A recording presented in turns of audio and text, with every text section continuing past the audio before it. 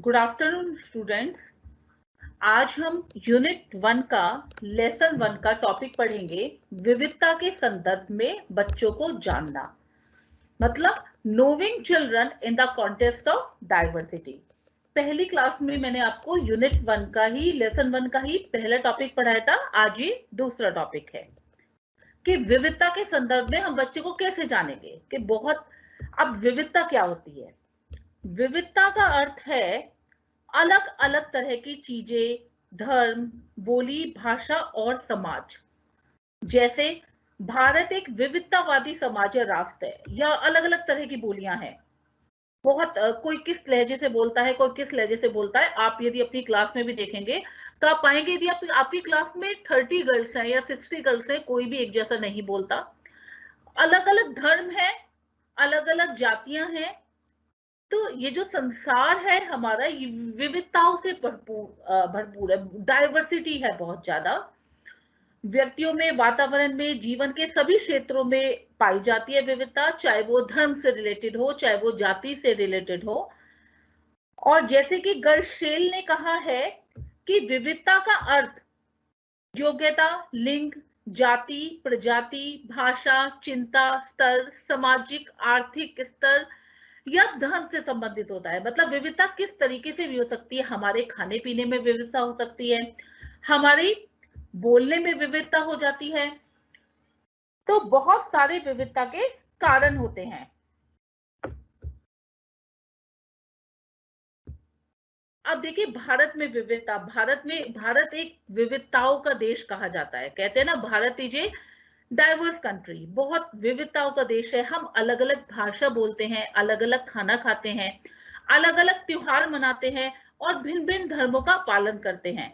लेकिन गहराई से सोचे तो वास्तव में हम एक ही तरह की चीजें करते हैं, लेकिन हमारे करने के तरीके अलग हैं। खाना हम सभी बनाते हैं, लेकिन बनाने का तरीका अलग है।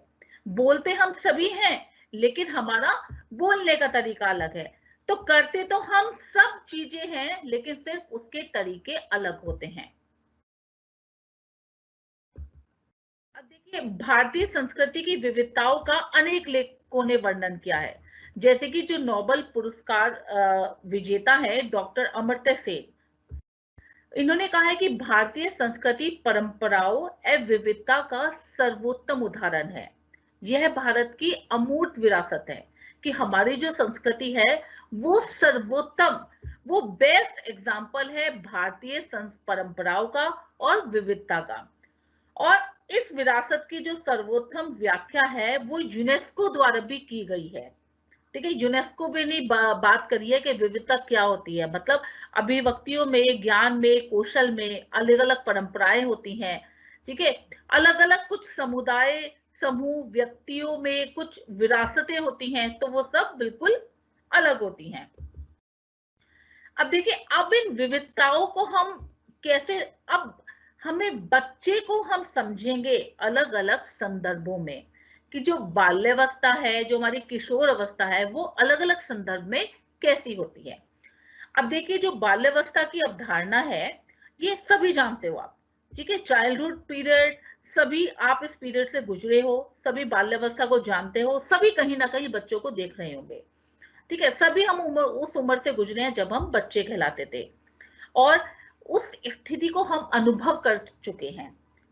ठीक है, और किशोर अवस्था भी अवस्थी से आप सब लोग गुजर चुके हो। तो बाल्यावस्था का मतलब है बच्चा होने की स्थिति। 20वीं शताब्दी के अंत तक, ठीक है, जो सामाजिक श्रेणी है ना आजकल, बाल्यावस्था ये एक सामाजिक श्रेणी है। बाल्यावस्था, किशोर अवस्था, ये सामाजिक श्रेणी बन गई है। तो लेकिन 20वीं शताब्दी तक इस पे बहुत अधिक ध्यान नहीं दिया जाता था। ठीक है, बहुत अधिक ध्यान इस पे, मतलब एक बाल्यावस्था एज ए कैटेगरी के रूप में बहुत बहुत कम ध्यान दिया गया था। और सांस्कृतिक मानदंडों और अपेक्षाओं के अनुसार बाल्यावस्था की परिभाषा भी भिन्न होती है। जब हम प्रौढ़ होते हैं, मतलब जो एडल्ट होते हैं के रूप में, हम बच्चों को उसी ढंग से देखते हैं, ना कि अद्वितीय व्यक्तियों के रूप में।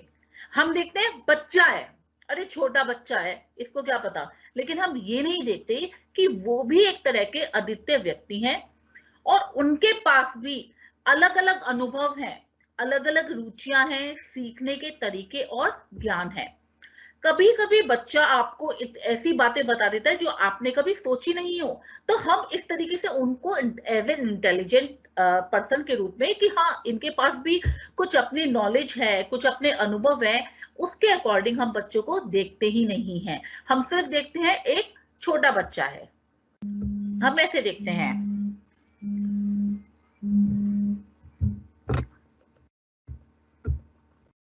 अब देखिए, यह तर्क दिया जाता है कि बचपन एक प्राकृतिक घटना ना होकर समाज की रचना है, कि बचपन एक प्राकृतिक घटना नहीं है बल्कि समाज की रचना है, कि समाज ने बनाई है रचना, एक प्राकृतिक घटना नहीं है, समाज ने करा है। हाँ, ये कैटेगरी बाल्यावस्था है, ये कैटेगरी किशोरावस्था है।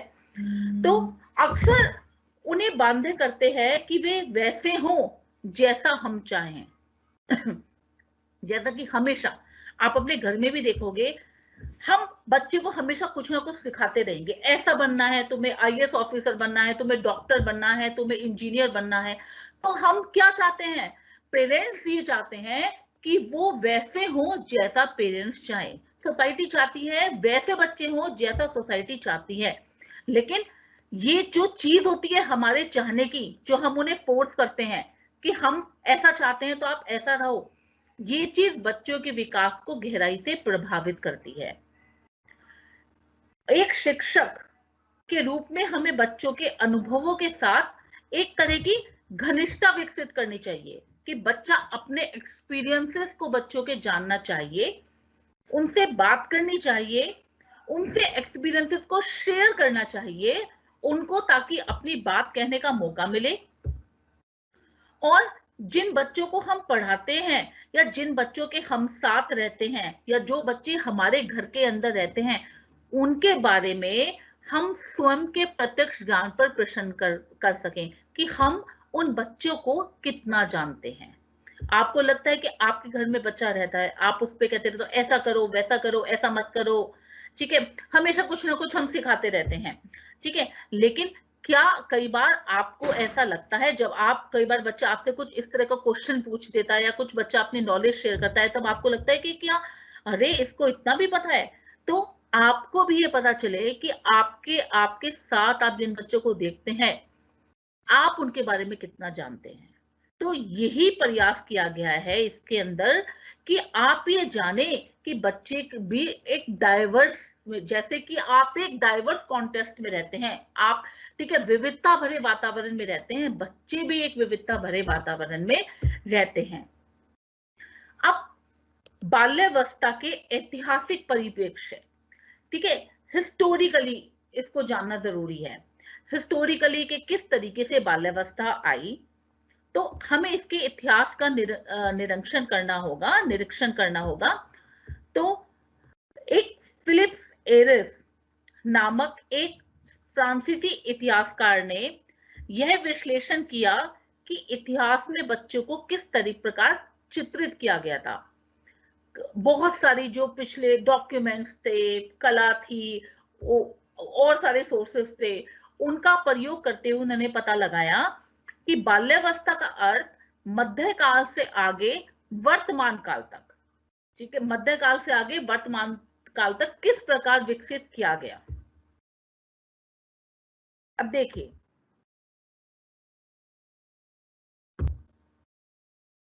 उन्होंने लिखा कि बाल्यावस्था बहुत नवीन अवधारणा है, कि ये ऐसे नहीं है बाल्य, हाँ बच्चे तो बहुत टाइम, बच्चे तो लाइक पैदा होते हैं बड़े हो जाते हैं, लेकिन ये जो बाल्यावस्था है, ये जो टर्म है, ये बहुत पुरानी नहीं है, ये बहुत ही नवीन अवधारणा है, यह मध्यकाल में बिल्कुल नहीं थी। उन्होंने देखा, अब कैसे पता चला मध्यकाल में नहीं थी, क्योंकि उन्होंने देखा कि जब उस युग की चित्रकलाओं में, ठीक है, हम जैसे कि आज हम अपनी जो चित्रकला बनाएंगे, जो भी ड्राइंग करें हम आज के कॉन्टेक्स्ट में करेंगे, तो लेकिन जब उन्होंने देखा उस युग की चित्रकलाओं में बच्चों का कोई चित्र नहीं मिलता। उस समय केवल छोटे बच्चे थे अथवा प्रौढ़ थे, मतलब ये वाला बचपन नहीं था, छोटे बच्चे थे, जो वो बच्चे जो एक तरह के छोटे प्रौढ़ थे, मतलब एडल्ट थे, छोटे एडल्ट थे, वो उनकी सोच वैसी थी जैसी उनके प्रौढ़ बनाना चाहते थे। वो सभी जो बच्चे नहीं थे, उन्हें प्रौढ़ों की तरह ही उनकी शरीर की भाषा में और प्रौढ़ों जैसे ही हाव भाव में और उन्हीं की तरह की वेशभूषा में चित्रित किया जाता था। यदि आज आप एक फैमिली की एक चित्र बनाए, एक तरफ मदर, एक तरफ बेटी, एक तरफ बेटा, एक तरफ फादर, तो आपको क्या लगेगा? क्या लड़की को आप साड़ी पहनाएंगे? नहीं पहनाएंगे। आप उसको फ्रॉक में दिखाएंगे, स्कर्ट टॉप में दिखाएंगे, ठीक है। लेकिन पहले क्या था कि जब उन्होंने इनके चित्रों को देखा तो पाया कि वो जो बच्चे थे, उनकी जिस तरह के हाव भाव दिखाए गए थे, जिस तरह की वेशभूषा दिखाई गई थी, उससे वो ऐसा ही लगता था कि वो छोटे प्रौढ़ हैं। बहुत से जवान लोगों को प्रशिक्षु बनाया जाता था जो खेती में काम करने वाले हो गए, और बहुत कम उम्र के लोगों को प्रौढ़ों के रूप में देखा गया। यहां तक कि जो 7 वर्ष तक के बच्चों को भी, ठीक है, यहां पर दिखाए, देखो उसने इतिहासकार ने क्या लिखा है? लोगो। 7 वर्ष के बच्चे नहीं लिखा, लोगो। कि वहां उस टाइम बच्चे मानते ही नहीं थे कि बच्चों का भी एक अपना अलग संसार है। तो लगभग 7 वर्ष तक के लोगों या बच्चों को भी लघु वयस्क के रूप में देखा गया, ठीक है, कि लघु वयस्क हैं। वयस्क मतलब एडल्ट, एडल्ट पर्सन, कि ये लघु वयस्क हैं, ये बच्चे नहीं हैं, बल्कि ये लघु वयस्क हैं। अब देखिए बाल्यावस्था के सांस्कृतिक परिप्रेक्ष्य। अभी तक आपको ऐतिहासिक पता चल गया कि इतिहास में बच्चों को किस तरीके से देखा जाता था, कि मध्यकाल तक इतिहास में बच्चों को किस तरीके से देखा गया। अब देखिए बाल्यावस्था के सांस्कृतिक परिप्रेक्ष्य।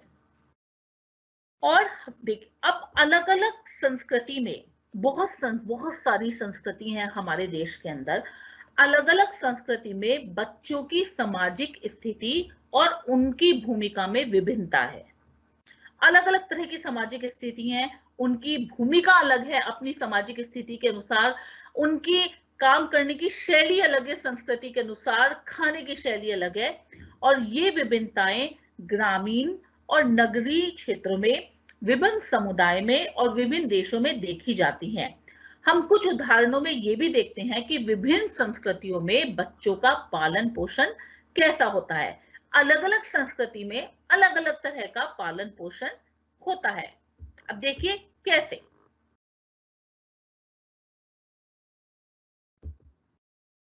जैसे कि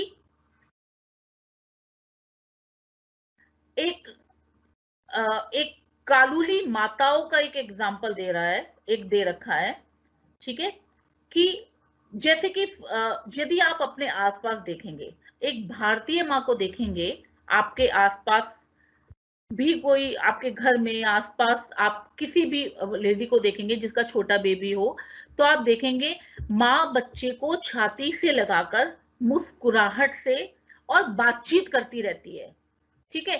अपने अब वो क्या करती है, इससे अपना जो भावनात्मक संबंध है माँ और बच्चे का, उस भावनात्मक संबंध को पुष्ट करती है, कि बस मुस्कुराती है, बातचीत करती है बच्चे से, ठीक है, थपथपाती है, और ये सुनिश्चित करती है कि वो बच्चे पर सबसे ज्यादा ध्यान दे रही है।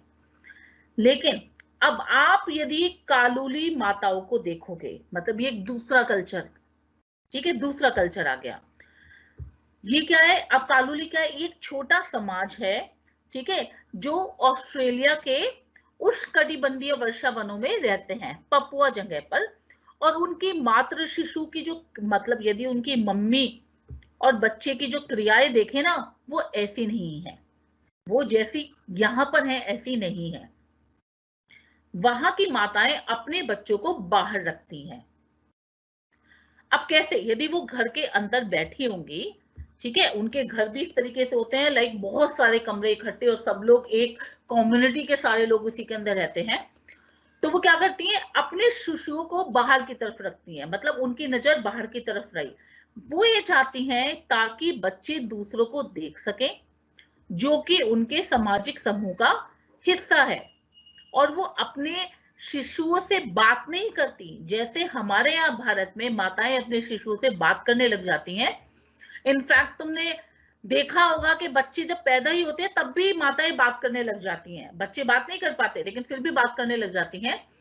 तो वहां की माताएं बहुत, मतलब कभी ही शायद अपने शिशुओं से बात करती हैं, और बजाय अपने शिशु की बजाय उनके दूसरे लोग जो उस कम्युनिटी के समुदाय के दूसरे लोग होते हैं वह शिशु से बात करते हैं।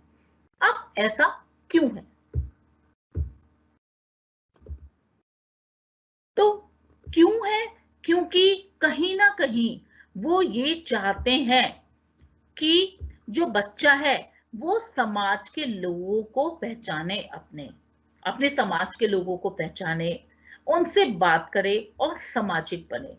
तो हमारी सबकी अपनी अलग संस्कृति है और उसी संस्कृति की तरह हम व्यवहार करते हैं, उसी संस्कृति की तरह बच्चे व्यवहार करते हैं।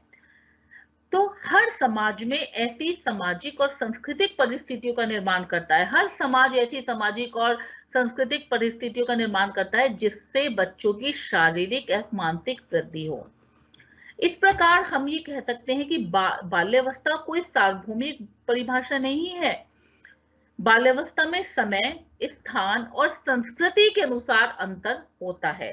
तो कोई भी आप यदि एक डेफिनेशन देना चाहोगे कि बाल्यावस्था ये है, नहीं, तो ये एक यूनिवर्सल डेफिनेशन नहीं है कोई भी बाल्यावस्था की। इसमें समय, स्थान और संस्कृति के अनुसार अंतर होता रहता है। तो डिपेंड करता है कहाँ आप कौन से देश में हो, ठीक है, कौन से स्थान में हो और आपकी क्या संस्कृति है, तो इससे अंतर होता रहता है। अब देखिए, ये थे इसके, सबसे पहले हमने पढ़े थे, ठीक है, ऐतिहासिक परिप्रेक्ष्य, फिर हमने पढ़े सांस्कृतिक, और अब हम पढ़ेंगे मानव शास्त्री। ठीक है, अब देखिए, यदि आप मानव शास्त्रीय दृष्टि से देखें तो हम ये देखेंगे कि बाल्यावस्था की कोई मतलब कोई काल के अकॉर्डिंग सीमाएं नहीं है, कोई जैविक सीमाएं नहीं है। ठीक है, जैसे कि आपने पहले उसमें पढ़ा था जब हम साइकोलॉजी, चाइल्ड साइकोलॉजी पढ़ रहे थे, तो उसमें पढ़ा था कि कुछ सीमा होती है, इतने से इतने साल तक इस अवस्था में रहता है, फिर इतने से उतने साल तक इस अवस्था में रहता है। ठीक है, लेकिन यदि हम मानव शास्त्रीय दृष्टि से देखें तो वो कहते हैं कोई भी कालानुक्रमिक सीमाएं नहीं है। वो ये मानते हैं कि बालक एक अनूठी कृति है, एक ऐसी कृति है जिसे गहराई और व्यापकता से समझने की आवश्यकता है।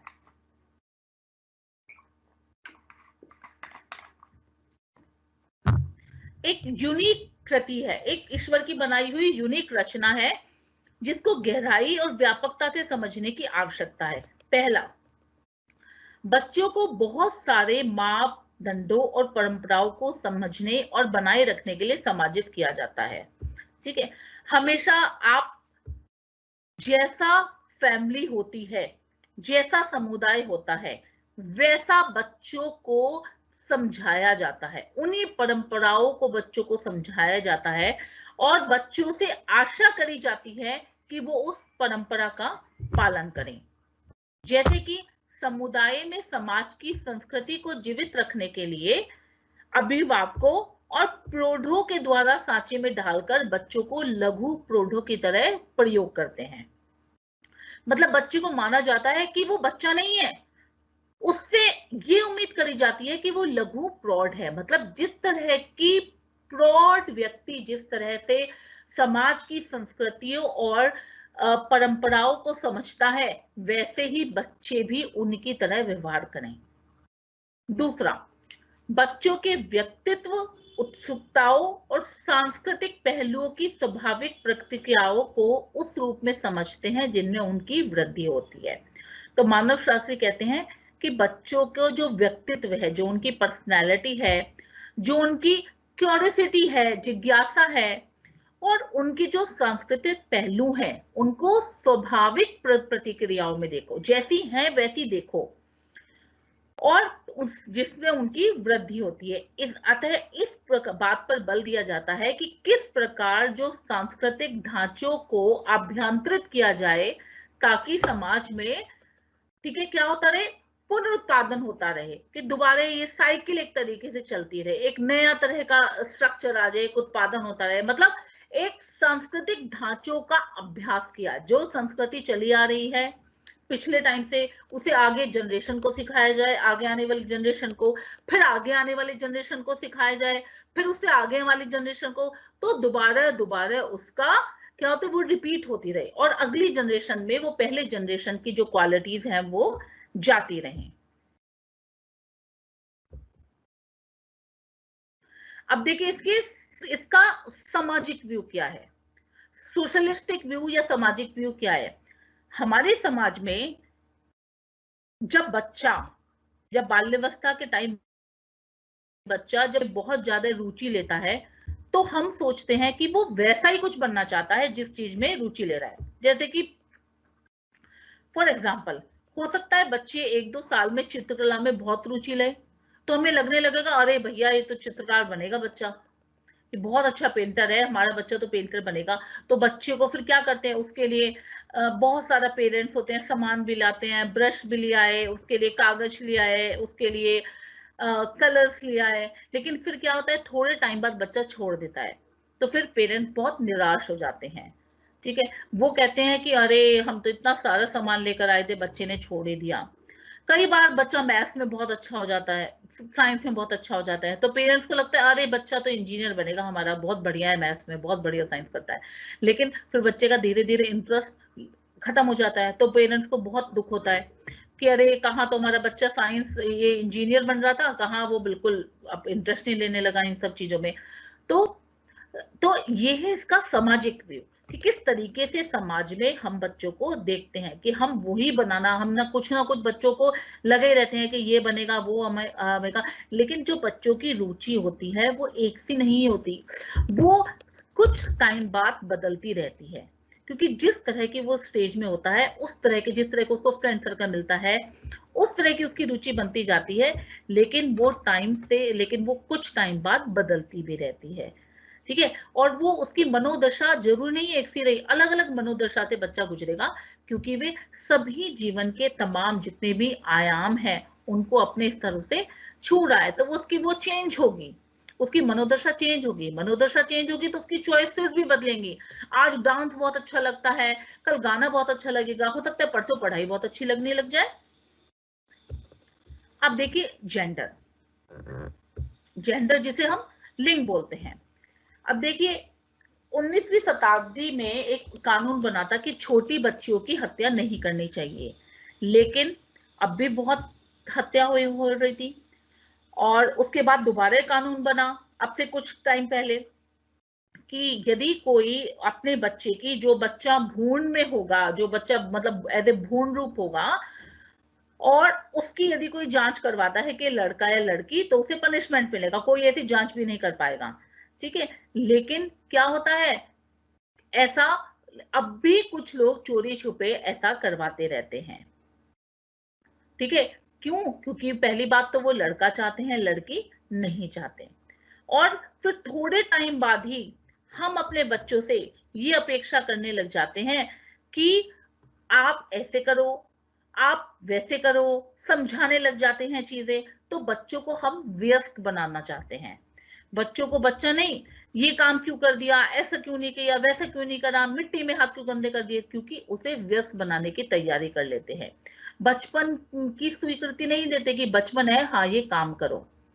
और लड़कियों को तो तब भी नहीं देते स्वीकृति जब वो अपने शैशव काल में होती हैं, बचपन की तो बात दूर है। और उसके बाद से तो खैर लड़कियों का बचपन छूट ही जाता है बहुत सारी जगह।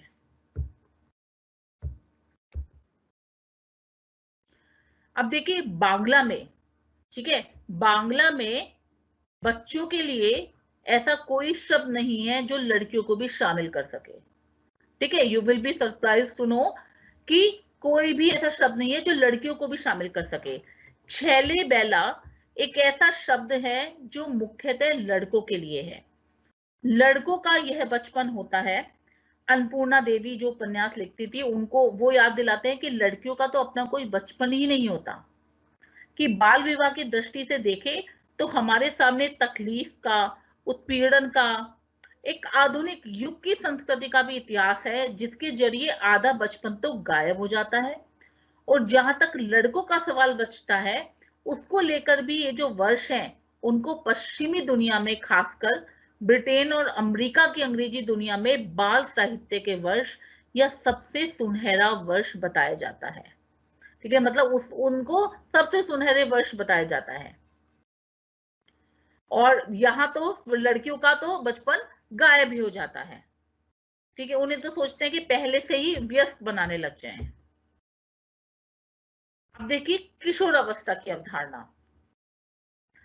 अब किशोरावस्था शब्द लैटिन भाषा के एडोल्फे से निकला है, तभी इसको एडोलसेंस एज कहते हैं, जिसका अर्थ होता है बढ़ना अथवा प्रौढ़ता की ओर बढ़ना, मतलब टू मूव टुवर्ड्स एडल्टहुड, प्रौढ़ता की ओर बढ़ना। मनोविज्ञान में किशोरावस्था को बाल्यावस्था और प्रौढ़ावस्था के बीच के चरण के रूप में देखा जाता है। इस चरण में व्यक्ति को बाल्यावस्था के व्यवहारों को अपनी संस्कृति में मान्य प्रौढ़ मानकों के अनुसार अनुकूल बनाना और समायोजित करना होता है। यहाँ हम किशोर अवस्था को केवल जैविक वर्ग में ही नहीं, बल्कि सांस्कृतिक ढांचे के अंतर्गत सामाजिक वृद्धि में भी रखते हैं। मतलब जैविक वर्ग में ही नहीं रखते, बायोलॉजिकली नहीं देख रहे हैं। ठीक है, कि जब इस एज में आ जाता है बच्चा, तो वो किशोर अवस्था में आ जाता है। ठीक है, लाइक 12 से लेके 18 तक का बच्चा किशोर अवस्था में आ गया है, या 12 से लेके 19 तक का बच्चा किशोर अवस्था में आते हैं, बल्कि सांस्कृतिक ढांचे के अंदर सामाजिक वृद्धि में भी रखते हैं। कुछ लोग यौवनारंभ को किशोर अवस्था के चरण के पहुंचने के संकेत में रूप में मानते हैं, कि जब यौवन आरंभ हो गया, बच्चा जवान होने लग गया, तो वो किशोर अवस्था में आ गया। और इस यौवनारंभ को समझने के लिए, उसको दर्शाने के लिए प्रयोग, हम मतलब उस समय को प्रयोग करते हैं कि हाँ बच्चा अब किशोर अवस्था में आ गया है। या जब बच्चा शारीरिक और लैंगिक परिपक्वता प्राप्त कर लेता है, जब वो अपने मैच्योर हो जाता है, तो कहते हैं कि बच्चा किशोर अवस्था में आ गया। और यह वह समय है जब हमारे जो शारीरिक परिवर्तन होते हैं, जब बच्चे के शारीरिक परिवर्तन होते हैं, जो उसके बॉडी में चेंजेस आते हैं, वो यौन लक्षणों की ओर ले जाते हैं। यौवनारंभ से जुड़े होने के कारण किशोरावस्था बच्चे से किशोरावस्था तक के संक्रमण काल से संबंधित रखती है।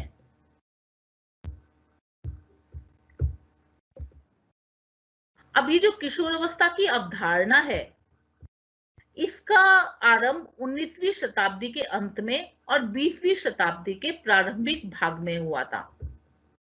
इस काल से पूर्व किशोरावस्था को बाल्यावस्था से अलग नहीं किया जाता था। पहले अलग नहीं किया जाता था, तो किशोरावस्था को बाल्यावस्था से अलग नहीं किया जाता, एक ही तरीके से बात की जाती थी।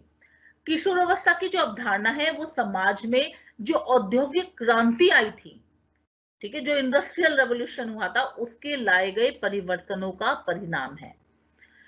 औद्योगिक क्रांति से पूर्व बच्चों और किशोरों को केवल लघु प्रौढ़ माना जाता था, कि वो क्या है, स्मॉल एडल्ट्स हैं, छोटे एडल्ट्स हैं, और उनसे अपेक्षा की जाती थी कि वो भी पारिवारिक और उनका जो घरेलू कार्य है, जैसे कि कृषि क्षेत्र, बढ़ईगिरी अथवा घर के किसी अन्य काम में लगे रहे, उनसे ये अपेक्षा की जाती थी। किशोर, और वो क्या कहते थे कि किशोर आर्थिक दायित्व के रूप में ज्यादा देखे जाते थे, मतलब, और संपत्ति के रूप में कम। संपत्ति भी ये नहीं माना जाता था कि जो किशोर है हमारे घर में, जो हमारे किशोर बच्चे हैं, वो एक संपत्ति है हमारे लिए, एक ट्रेजर है हमारे लिए। वो देखते थे कि आर्थिक दायित्व है। और ग्रामीण क्षेत्रों में वो पशुपालन में हेल्प करते थे, फसल काटने में मदद करते थे, लेकिन शहर में वे अक्सर काम नहीं करते थे। ठीक है, और धीरे धीरे जैसे जैसे इंजीनियरिंग बढ़ती गई, उद्योग बढ़ते गए, कुशल कर्मी बढ़ गए, श्रम के विशिष्ट वर्ग की मांग की गई, कि भाई एक पर्टिकुलर एक वर्ग चाहिए, एक पर्टिकुलर वर्ग चाहिए जिससे वो लेबर का काम ले सकें।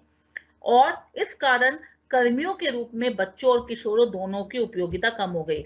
मतलब अब उन्हें इस तरह का वर्ग चाहिए था जो मैच्योर हो। तो बच्चों को भी लेना बंद कर दिया और किशोरों की उपयोगिता भी कम हो गई, और उससे भी अधिक बाल श्रम निषेध के, ठीक है, चाइल्ड एंटी चाइल्ड लेबर के, और शिक्षा को अनिवार्य राइट टू एजुकेशन बनाने के कानून पारित किए गए। तो कह सकते हैं कि शिक्षा, ये जो राइट टू एजुकेशन की बात करी गई, ये तो बात तो काफी पहले से चली आ रही है, कानून बाद में बना था, और बाल श्रम निषेध करा गया, बाल संरक्षण कानून ने, ये जब इस तरह के कानून बने, उस इन कानूनों ने बच्चे को बाल्यावस्था और किशोर अवस्था के चरण प्रदान किए। नहीं तो बच्चे पहले न बाल्यावस्था न किशोर अवस्था समझी जाती थी, एक लघु प्रौढ़ समझा जाता था बच्चा। अब देखिए किशोर अवस्था के चरण को हम इस तरीके से देख सकते हैं। पहला प्रारंभिक 10 से 13, ठीक है, और ये जरूरी नहीं यही चरण हो, अलग अलग बुक्स में आपको अलग अलग मिलेगा, कई बार आपको 11 से 13 में मिल जाएगा, ठीक है, तो इसमें कंफ्यूज होने की जरूरत नहीं है। इस चरण में जो गौण लैंगिक लक्षणों की वृद्धि और विकास की तेज चाल होती है।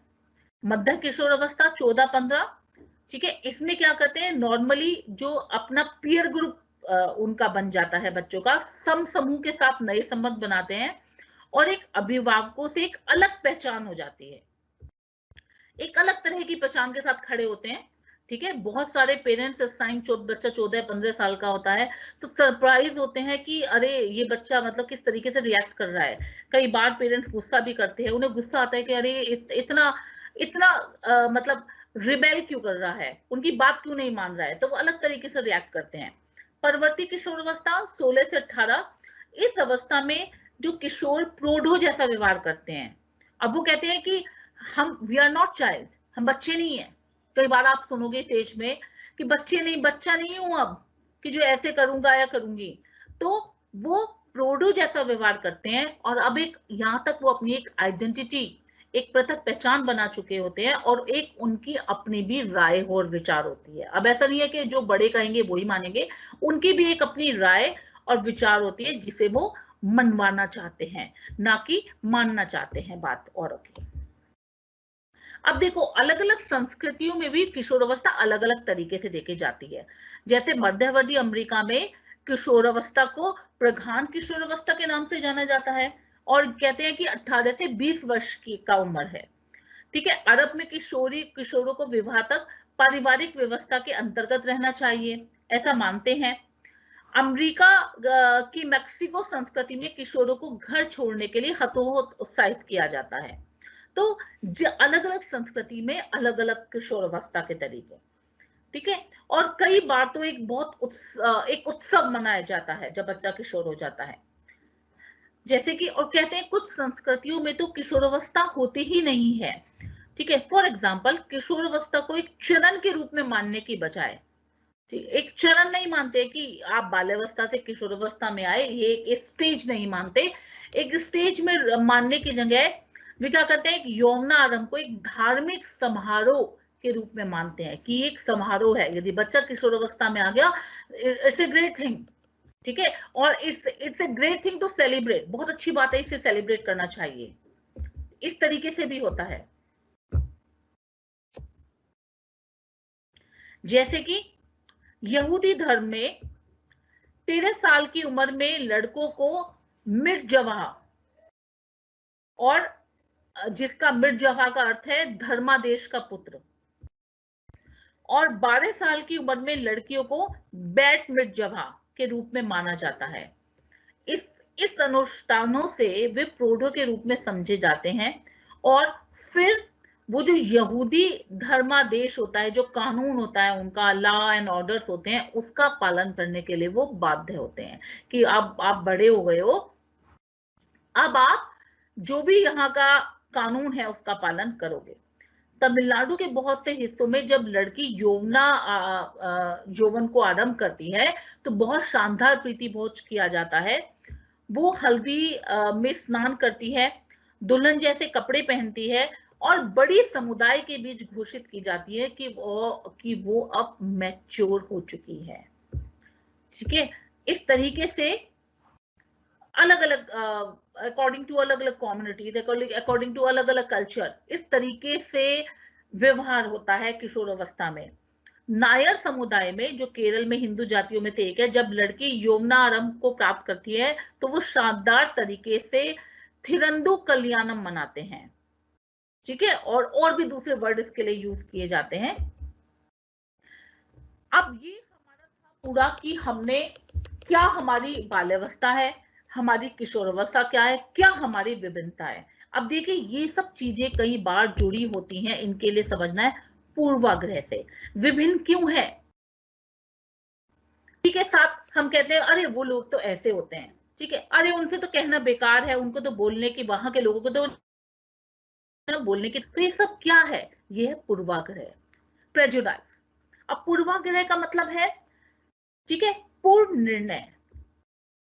पूर्व निर्णय कि किसी भी मामले की जांच किए बगैर जब हम एक राय बना लेते हैं और ये मन में निर्णय ले लेते हैं कि हाँ वो व्यक्ति ऐसा है, उस व्यक्ति ऐसा है, या फिर हम जब कुछ इस तरह का अपने मन में विचार बना लेते हैं, चाहे वो हम किसी व्यक्ति के लिंग के हिसाब से बना रहे हैं, लड़की के लिए अरे कमजोर होती हैं लड़कियां तो, ठीक है, या किसी की उम्र के हिसाब से बना रहे हैं, या किसी के धर्म के हिसाब से, अरे उस धर्म के लोग हैं वो तो इस तरीके से करते हैं, वो होते हैं पूर्वाग्रह। जब आप अपने मन में किसी की तथ्यों को बिना जांचे बिना ही एक राय बना लेते हैं, तो वो पूर्वाग्रह होता है। अब क्या क्या प्रकार है पूर्वाग्रह के? जाति पूर्वाग्रह, जब अलग अलग जाति को अलग अलग समान दृष्टि से देखते हैं, अलग अलग दृष्टि से देखते हैं, समान दृष्टि से नहीं देखा जाता। ठीक है, फॉर एग्जाम्पल वैश्य, जो बनिया धर्म, जो बनिया माने जाते हैं, कास्ट होती है वैश्य लोगों के, उन्हें कोई लाला कहता है। ठीक है, तो अब लाला की प्रतिमा, जब आप लाला कहोगे तो देखो आपके मन में कैसी प्रतिमा बन जाएगी, मोटा व्यक्ति। कोई और तरह का होगा तो अरे वो व्यक्ति तो इस जाति का है, तो उसकी प्रतिमा आपके अंदर वैसी बन जाएगी। ठीक है, निम्न जाति के व्यक्ति को आप मन में एक प्रतिमा आ जाती है, अरे सेवक या नौकर, तो वो है जाति पूर्वाग्रह, कि आपने बिना कुछ जाते समझे उस पर्सन को जाना नहीं, पहचाना नहीं, आपने अपने मन के अंदर एक प्रतिमा बना ली। अब यौन पूर्वाग्रह, सेक्स प्रेजुडाइज। अब ये सेक्स प्रेजुडाइज में क्या होता है, स्त्रियों को कमजोर समझा जाता है, मुलायम समझा जाता है, कि अरे इंडिपेंडेंट कहाँ होती हैं, दूसरों पर निर्भर रहती हैं, स्त्रियों की बुद्धि तो है ना उनकी घुटनों में होती है, इस तरह की जब बात की जाती है, अरे इस पे नहीं हो पाएगा। ठीक है, और जब लड़कों को ये समझा जाता है कि अरे आंसू बहा रहा है, लड़की है क्या जो रो रहा है, तो वो क्या होता है, वो है यौन पूर्वाग्रह। कि जब हम पहले से ही मान लेते हैं, हम किसी पर्सन को देखा नहीं है, अरे उससे तो एक काम नहीं हो पाएगा, वो रो रहा है तो उसको, यदि एक लड़का रो रहा है तो उसे कहते हैं अरे लड़की है क्या जो रो रहा है, तो ये क्या है, ये पूर्वाग्रह है, कि आपने पहले से उसको उसके उसके लिंग के साथ आपने काम वो कर लिया है। ठीक है, आपने उसको लिंग के साथ एक काम उसके साथ कर लिया है, कि जो लड़की है वो तो पिंक कलर पहनेगी, गर्ल्स तो पिंक कलर पहनती हैं, ठीक है, और जो लड़के हैं वो ब्लू कलर पहनेंगे, लड़के तो पिंक कलर पहनेंगे नहीं। तो इस तरीके से हमने कलर्स को भी उनके उनके साथ मिला दिया। लड़कियां हैं तो बार्बी डॉल से खेलेंगी, ठीक है, बॉयज हैं तो वो बंदूक से खेलेंगे। क्यों भाई, लड़की क्या बंदूक से नहीं खेल सकती? लेकिन आपको कभी किसी को गिफ्ट देना हो ना, और किसी गर्ल का बर्थडे हो, तो आप भी देखोगे, आप डॉल्स देखोगे, ठीक है, आप कोई बंदूक, गाड़ी, ये नहीं देखोगे। तो ये है तो पूर्वाग्रह जो हम बना लेते हैं किसी के बारे में।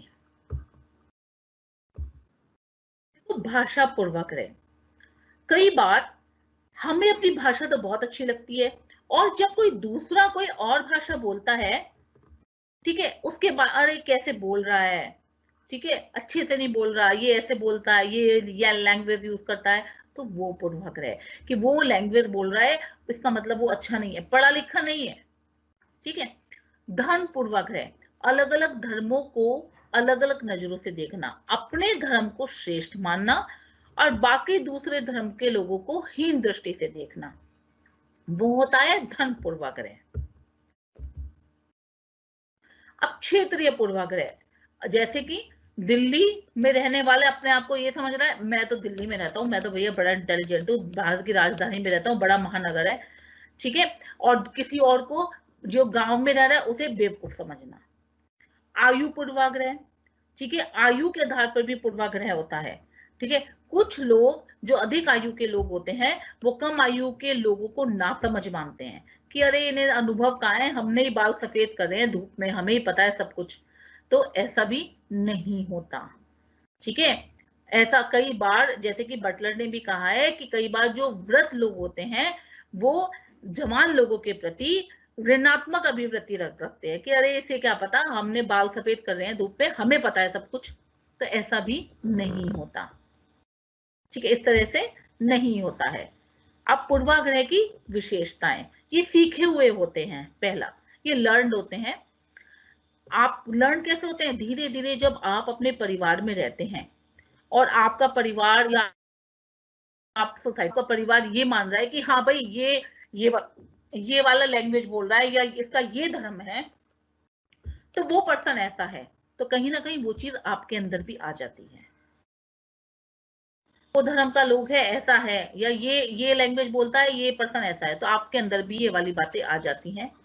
फिर ये इरेशनल होते हैं, अतार्किक होते हैं, इनका कोई तर्क नहीं होता। क्या तर्क है? यदि आप किसी धर्म को, किसी आप ये कह रहे हो अरे उस धर्म के लोग होते हैं ना बड़े नासमझ होते हैं, तो इसका क्या तर्क है? इसका कोई तर्क नहीं होता, इनका कोई लॉजिक नहीं होता, ये बिल्कुल इरेशनल होते हैं, अतार्किक होते हैं। ये संवेगात्मक रंग के होते हैं, इमोशनली टोन्ड होते हैं, ठीक। क्योंकि क्या होता है कि जब अब इसमें इमोशनली टोन में दो दो चीज आती हैं, ऋणात्मक और धनात्मक। धनात्मक मतलब पॉजिटिव एटीट्यूड, जब दूसरे धर्म के प्रति आपका स्नेह हो, आपका प्यार हो, या किसी किसी लैंग्वेज के प्रति आपका प्यार हो, आपका स्नेह हो, तो वो धनात्मक। ऋणात्मक नेगेटिव मतलब जब उस पर्टिकुलर किसी जाति से, पर्टिकुलर लैंग्वेज से, पर्टिकुलर समूह से आप एक अजीब सा व्यवहार करते हैं, तो वो नेगेटिव है, तो कहीं ना कहीं वो इमोशनली टोन्ड हो जाते हैं, ठीक है। और जब पूर्वाग्रह आपके अंदर बहुत ज्यादा होता है ना किसी के प्रति, तो वो फिर दिखाई देने लग जाता है बहुत अच्छी तरीके से आपका, फिर आप उसे छुपा नहीं पाते।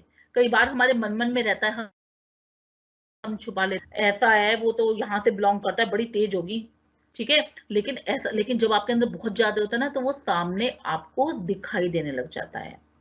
जैसे कि अमेरिका में नीनो लोगों के प्रति जो गोरे लोगों का व्यवहार है वो संवेगात्मक रंग से रंगा होता है, ठीक है, मतलब अब वो दिखाई देने लग जाता है।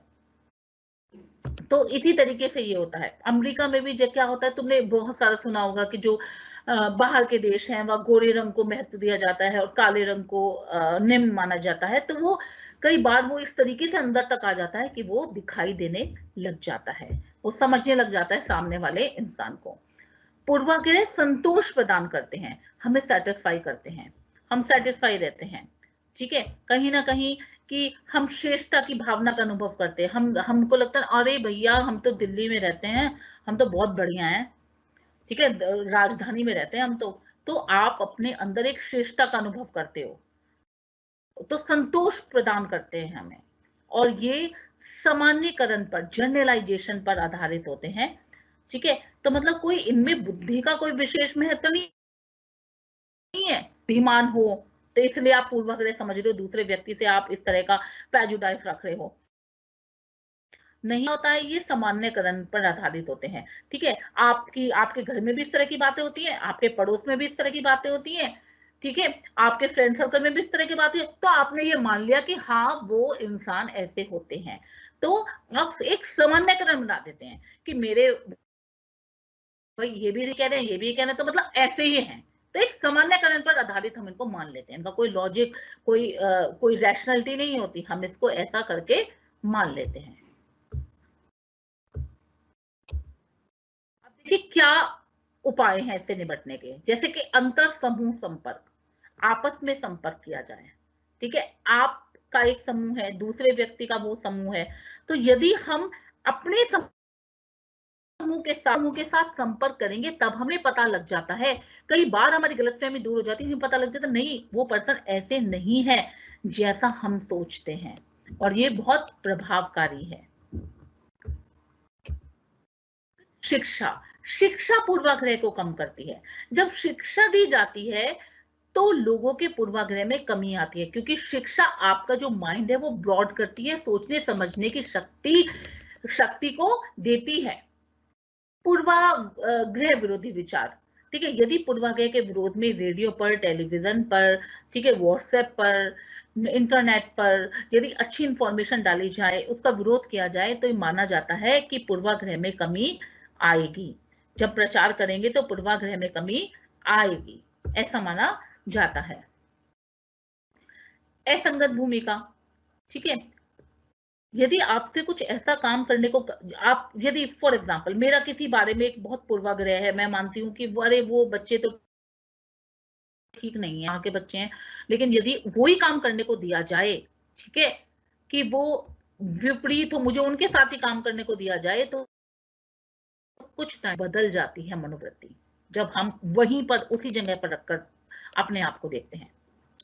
सामाजिक विधान, पूर्वाग्रह को कम करने में तरह तरह के सामाजिक विधानों की भूमिका भी सराहनीय है। जब कोई विधान मतलब जब कोई कानून बनता है, कोई विशेष कानून बनता है, तो इससे सामाजिक वातावरण में कुछ ऐसा होता है कि पूर्वाग्रह में कमी आ जाती है, क्योंकि वैसा हम कर नहीं सकते। जैसे कि भारत में पहले हरिजनों से संबंधित अनेक तरह के पूर्वाग्रह थे। छुआछूत मानते थे, अनटचेबिलिटी, कि इन्हें छूना नहीं है, इन्हें छूना पाप है, ऐसा मानते थे।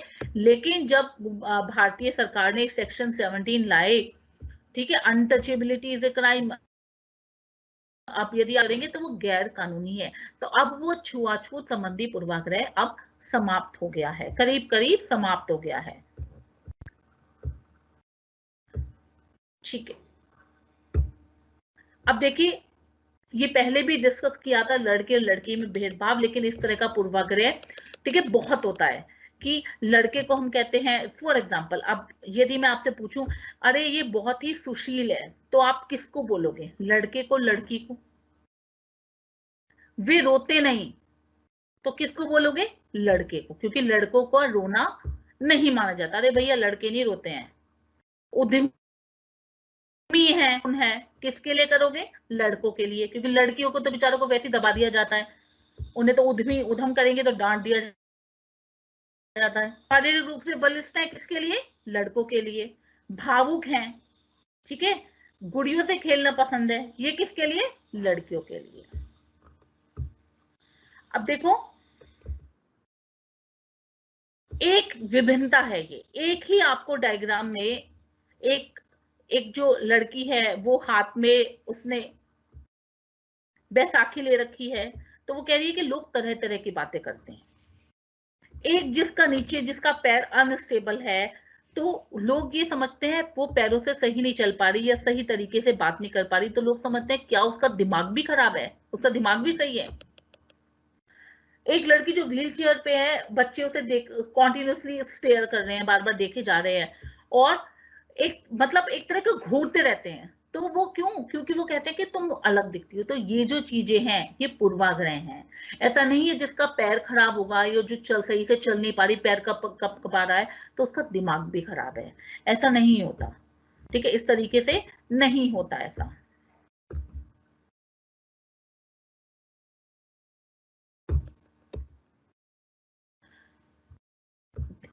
अब देखिए इसको कैसा, इन चीजों को कैसे दूर करा जा सकता है, समावेशन से। समावेशन का मतलब होता है इंक्लूजन, मतलब सबको मिलाना, बिना किसी भेदभाव के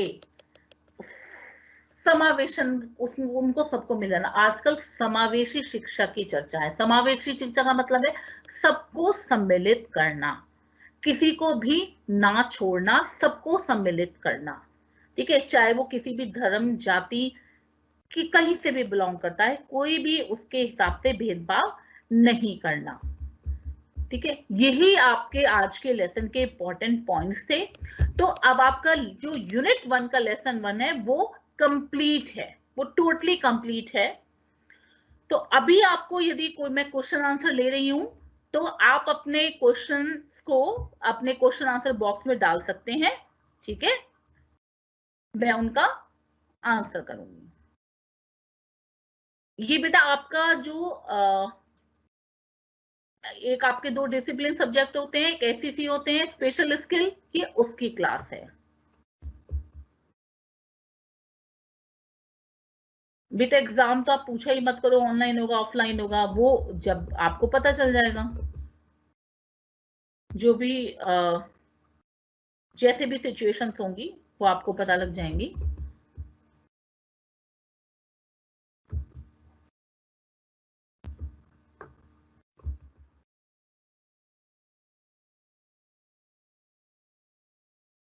हाँ, ये मुस्कान, ये स्किल एनहांसमेंट एजुकेशन सब्जेक्ट की क्लास है। ठीक है, स्किल एनहांसमेंट सब्जेक्ट की क्लास है आपके, उसी में एक सब्जेक्ट है एजुकेशन का, उसकी क्लास है।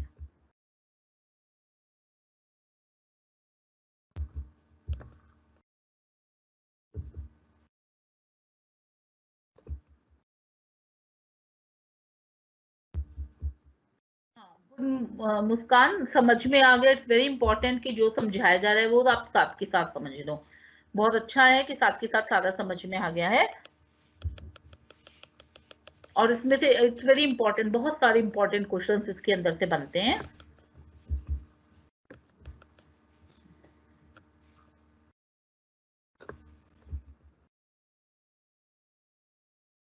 ये आपका एससीसी का सब्जेक्ट है, स्किल एनहांसमेंट का। स्टडी मटेरियल आपको थोड़े टाइम बाद मिल जाएगा एसओएल की वेबसाइट पे।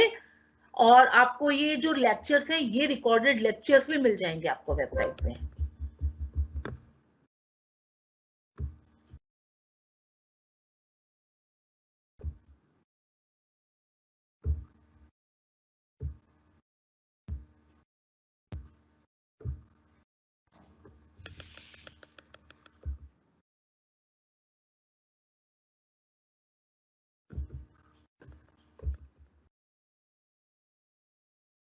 इसमें बेटा आपकी 3 यूनिट हैं, और 3 यूनिट के आपके 6 चैप्टर्स हैं। मतलब हर यूनिट के 2 चैप्टर्स हैं, तो टोटल आपके जहां तक है 6 चैप्टर्स हैं।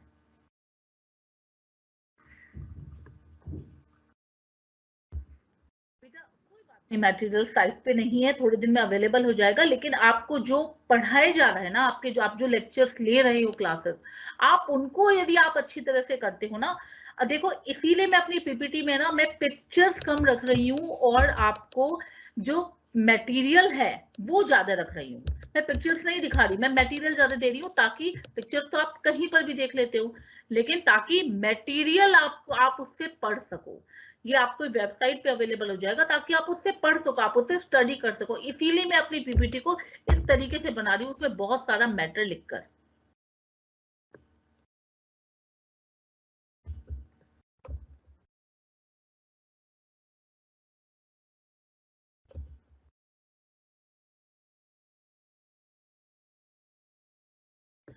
हाँ, पता मोहिनी, पूर्वाग्रह ना नॉर्मली सब लोगों में होता है, किसी ना किसी चीज को लेकर। जरूरी नहीं कि यदि आपके आपके अंदर पूर्वाग्रह किसी जाति को लेकर नहीं हो, किसी धर्म को लेकर नहीं हो, बट किसी और चीज को ले होते हो। ठीक है, मोस्टली पूर्वाग्रह हमारे अंदर हर चीज को लेकर होता है, चाहे फेस्टिवल से लेकर हो, किसी भी चीज से लेकर हो, लेकिन चाहे किसी फ्रेंड से लेकर हो, किसी की वहां की, अरे कानपुर की लड़कियां तो बहुत तेज होती हैं, ये क्या है? ये पूर्वाग्रह है। आपने पहले ही बना लिया, किसने बताया आपको? आपने सुना है और आपने ऐसा कर लिया। और यदि बाई चांस कोई ऐसी लड़की मिल गई जो बहुत तेज हुई, तब तो लग गई कि भैया ऐसा ही है तब तो।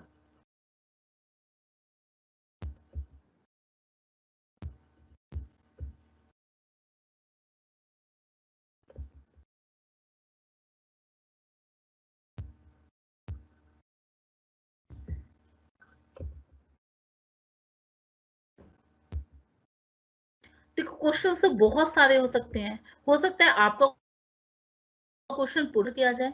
ठीक है, हो सकता है कि आपको क्वेश्चन ये समझ में आ जाए कि जो बाल्यावस्था है उसको विभिन्न परिप्रेक्ष्यों में समझाइए, कि आप बाल्यावस्था को विभिन्न परिप्रेक्ष्यों में कैसे देखते हैं। तो आप उसका सारा बताओगे जो आपने पढ़ा, ऐतिहासिक बताओगे, सांस्कृतिक बताओगे, मानव शास्त्रीय बताओगे, ये सब चीजें बताओगे आप। ठीक है, किशोर अवस्था के बारे में पूछ सकते हैं, कि जो बाल्यावस्था है उसको विभिन्नता में आप किस तरीके से देखते हैं, वो किस तरीके से आप कहेंगे बाल्यावस्था भिन्न है, अलग अलग है, विभिन्न है, ऐसा नहीं है।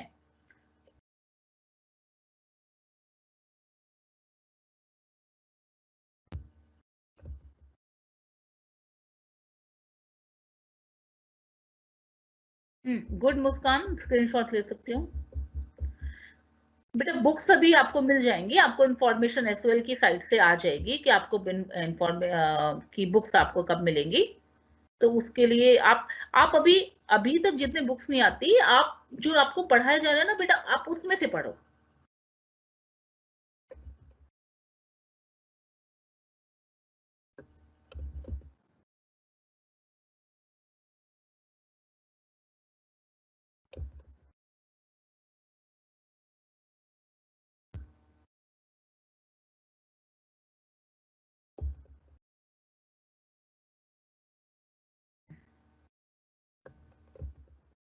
हाँ, सामाजिक जो समावेश बताया था मैंने, वो भी इम्पोर्टेंट है कि समावेशी शिक्षा से क्या समझते हैं। समावेशी शिक्षा से यही मतलब है कि आजकल हम समावेशी शिक्षा की बात करते हैं कि सबको इंक्लूड करा जाए, किसी को छोड़ा ना जाए। और पता श्रेय कोई एक बुक नहीं है जिसे आप बाय कर लोगे और आपको सारा मिल जाएगा। ये मटेरियल किसी एक बुक में नहीं, बल्कि आपकी अलग अलग बुक में मिलेगा, किसी एक में बुक। ठीक है, तो किसी ऐसे, इसीलिए मैं तुम्हें एक राइटर का नाम नहीं बता रही हूँ कि जिसमें आपको ये सारा मटेरियल मिल जाएगा। फिर भी मैं एक दो आपको रेफरेंस बुक बता दूंगी आपकी नेक्स्ट क्लास में। सो आई थिंक क्लास को ओवर करती हूँ मैं अब। ओके, आई होप सो कि आपको ये सब समझ में आ गया होगा, लेसन अच्छे से आ गया है तो प्लीज यस मुझे रिप्लाई करें। Please reply yes in the question answer place.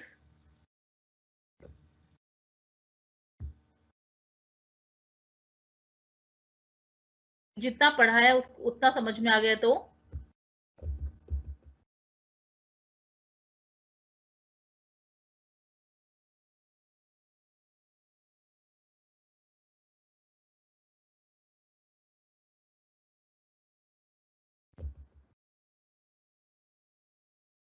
हाँ, पीपीटी में इसकी वन ड्राइव में डाल दूंगी मुस्कान।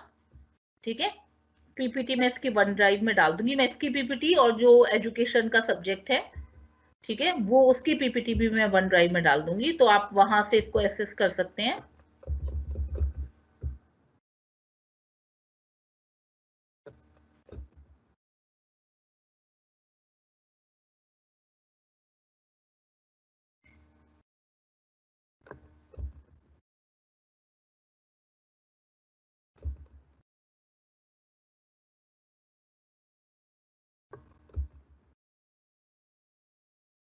Okay Mohini and Jyoti, good बेटा,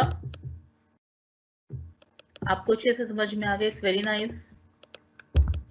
ठीक है, अब मैं ये क्लास एंड करती हूँ। और क्वेश्चन तो नहीं है? ओके परवेश,